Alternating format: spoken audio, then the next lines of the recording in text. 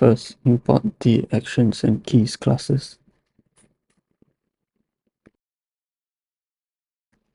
Then we will simulate control or command plus click to open the link in a new tab.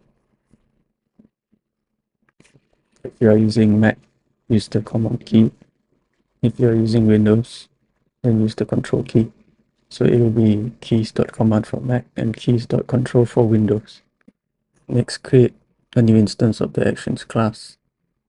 Then we will use the keydown method for pressing the command key, the click method for clicking on the button to click, the key up method for releasing the command key, and the perform method for performing all these actions.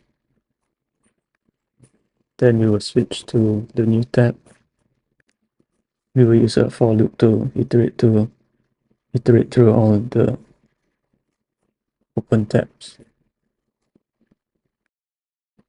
Then we will use driver.switch to window to switch to the new tab. Once that is done, we will run the application, and this is what the output will look like with the new tab.